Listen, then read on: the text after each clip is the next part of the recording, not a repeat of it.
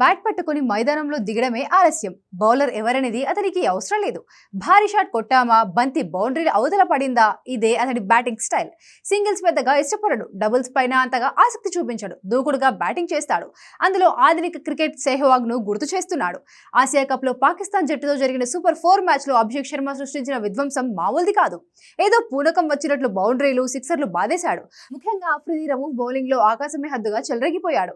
బంతి పడడమే ఆలస్యం, క్రీజ్ వదిలి ఆఫ్ సైడ్ బ్యాట్ ఝులింపజేశాడు. మెరుపు వేగంతో బంతిని కొట్టడం, బుల్లెట్ వేగంతో బౌండరీకి పంపించడం, లాఫ్టెడ్ షాట్ ఆకట్టుకోవడం వంటి విన్యాసాలను అభిషేక్ శర్మ మైదానంలో అభిమానులకు పరిచయం చేశాడు. ఒక రకంగా అభిమానులకు అసలు సిసలైన క్రికెట్ మజాను అందించాడు. తను కొట్టే ఫ్లిక్ షాట్ విషయంలో అభిషేక్ యువరాజ్ సింగ్ ను గుర్తుకు చేస్తుంటాడు.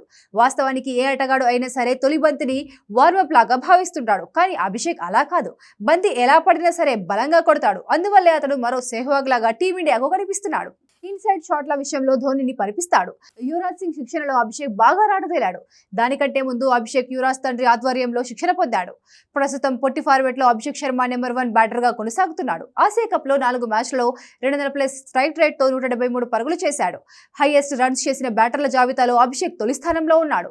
బ్యాట్ మాత్రమే కాదు, బంతితో కూడా అద్భుతాలు చేస్తాడు. తనకు మాత్రమే సాధ్యమైన స్పిన్ బౌలింగ్ వేసి అదరగొడతాడు. ఇక ఇప్పటి వరకు 21 T20 మ్యాచ్ లో ఆడిన అభిషేక్ 200 స్ట్రైక్ రేట్ కొనసాగిస్తున్నాడు. ఏకంగా 708 పరుగులు చేశాడు.